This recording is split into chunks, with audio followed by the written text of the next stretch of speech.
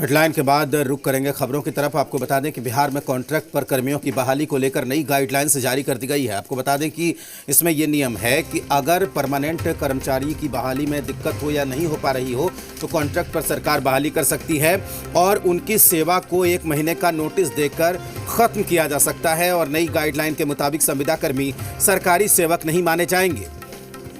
हालांकि नियमित नियुक्ति में संविदा कर्मियों को वरीयता देने की बात कही गई है। मानदेय समिति संविदा कर्मियों का मानदेय तय करेगी, जिसका हर साल रिवीजन होगा। संविदा कर्मियों का मानदेय न्यूनतम मजदूरी से कम नहीं होगा। तो आपको बता दें कि कई तरह के बदलाव किए गए हैं और जिस तरीके से लगातार प्रोटेस्ट किया जाता है संविदा कर्मियों की तरफ से, संविदा पर पहले बहाली होती है, उसके बाद वो धरना प्रदर्शन में लग जाते हैं अपनी नौकरी को नियमित करने के लिए। इसे देखते हुए सरकार ने अब ये बड़ा फैसला लिया है।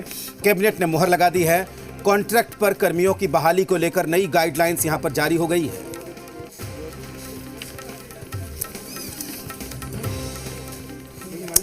और संविदा कर्मियों ने सरकार के इस फैसले को, सरकार की इस गाइडलाइंस को तुगलकी फरमान कहा है।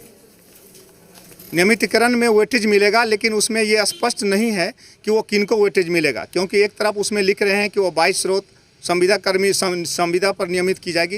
नियमित की कहीं कोई बात ही नहीं है। और मैं संघ से के माध्यम से सरकार से ये अनुरोध करूंगा कि बेल्ट्रॉन के माध्यम से तमाम कर्मियों के लिए जो संविदा संवर्ग नियमावली बनाई जा रही है, जिसका नाम है सूचना प्रौद्योगिकी संवर्ग नियमावली, उसमें हमारी सेवा को सीधे समायोजित किया जाए, क्योंकि हम उस अर्हता को रखते हैं और हम उसकी क्षमता को भी रखते हैं।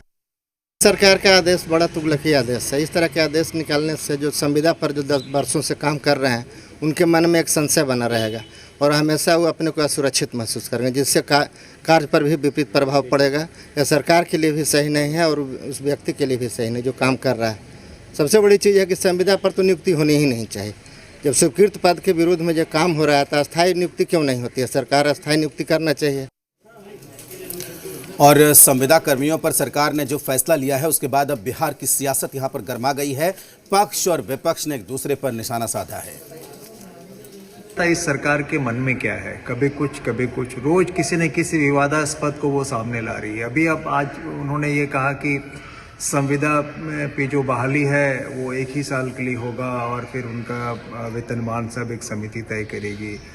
तो पहले ये बताना चाहिए ना कि इसके पहले जो हजारों लोग जो संविदा पे उनके यहाँ हैं ऑलरेडी बिहार सरकार में, इस आशा में कि कल वो नियमित होंगे, उनका क्या होगा।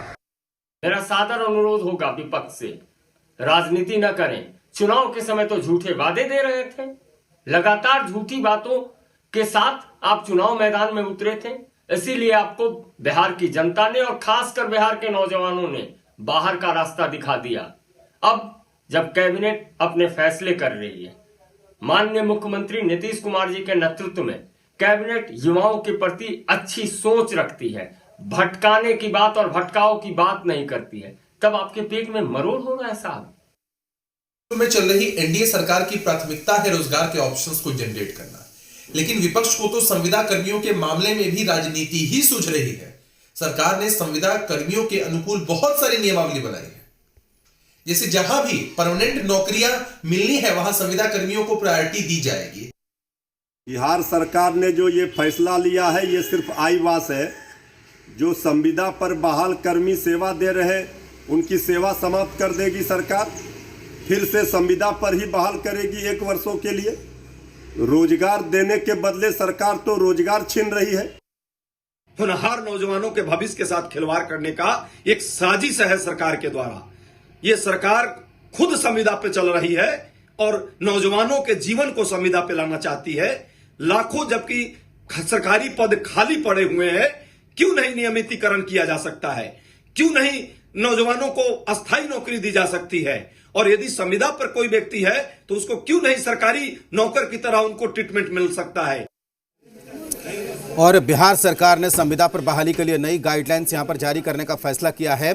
इस वक्त जी मीडिया संवाददाता रजनीश हमारे साथ जुड़े हुए हैं बात करने के लिए। रजनीश, हम यही देखते आए थे कि सरकार संविदा पर बहाल करती थी और अगले दिन से अपने काम करने की बजाय वो परमानेंट बहाली को लेकर धरना करने लगते थे, प्रदर्शन करने लगते थे, प्रोटेस्ट करने लगते थे। लेकिन अब लगता है सरकार ने यही सब रोकने के लिए इस तरह का फैसला किया है कि 1 महीने के नोटिस को देकर जो आप जो संविदा पर जो आप काम कर रहे हैं उसके कॉन्ट्रैक्ट को खत्म किया जा सकता है। लेकिन सियासत इस पे शुरू हो गई है। रजनीश, देखिए, संविदा कर्मियों के लिए जो नए नियम लागू किए गए हैं, इसको लेकर राजनीति जो है तेज हो गई है। पक्ष विपक्ष अपने हिसाब से अपने तरीके से इस पर एक दूसरे पर आरोप प्रत्यारोप का दौर शुरू कर दी है लगाना, और साथ ही साथ जो संविदा कर्मी है वो भी अपने तरीके से अब बातों को रख रहे हैं।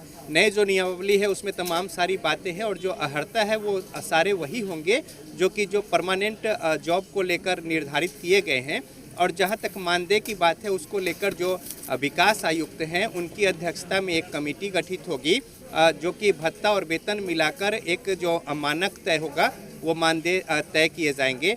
और जिस तरीके से अगर कोई लेट लतीफ़ी होती है जो परमानेंट बहाली है उस प्रक्रिया में, तो उस आधार पे विज्ञप्ति निकालकर और जो निश्चित अहर्ता तय की गई है उस पद के लिए उसी योग्यता के अनुसार मानदेय पर लोगों की बहाली होगी, यानी कि जो संविदा कर्मी हैं उनकी बहाली होगी। अब कई सारे इसमें सवाल जो है वो उठ खड़े हुए हैं, और यही वजह है कि विपक्ष एक और जहां पे 19 लाख नौकरी की बात यानी नौकरी सृजित करने की बात कही गई थी, जो चुनाव प्रचार अभियान के दरमियान तमाम सारी बातें राजनीतिक जो सत्ता पक्ष की ओर से उसको लेकर निशाने साधने में जुटी हुई है, वहीं सत्ता पक्ष एक साफ सुथरे वर्क कल्चर का हवाला देते हुए ये नियमावली का तरफदारी कर रही है और इसे बेहतर बताने में जुटी है, जिससे कि जिस तरीके से जैसे ही वो बहाली होती है संविदा पर कर्मियों की, वे कामकाज को छोड़कर जैसा वो आरोप लगा रहे हैं फिर हड़ताल और अपनी मांग और इसके समर्थन में सड़कों पर उतर जाते हैं। तो लिहाजा अब ये स्पष्ट कर दिया गया है कि 1 महीने का नोटिस देकर उन्हें कभी भी हटाया जा सकता है। इसके लिए फिर उनकी ओर से कहीं कोई गुंजाइश नहीं होगी, और जो मानदेय है वो भी 1 महीने का दिया जाएगा। तो अब ये स्पष्ट हो गया है पहले कि जिन्हें ये शर्तें मंजूर होंगी वो इसके लिए आगे आएंगे, और जो नियम में जो बहाली प्रक्रिया में जो देरी हो रही है उन पदों को उस निश्चित परमानेंट बहाली की जो अहर्ता है उसके उपयुक्त पात्र जो है इसके लिए उपयुक्त होंगे, और वैसे लोग को मानदेय पर बहाल किया जाएगा। तो बहरहाल कई सारी बातें हैं प्रोस एंड कॉन्स पूरे जो मामला है इसको लेकर, और इसी बात को लेकर पक्ष और विपक्ष जो है सत्ता पक्ष और विपक्ष इस पर राजनीतिक बयानबाजी कर रही है और एक दूसरे को निशाने पर ले रहे हैं। जी बिल्कुल रजनीश, बहुत शुक्रिया आपका पूरी जानकारी के लिए। तो जाहिर सी बात है कि किस तरीके से संविदा कर्मियों को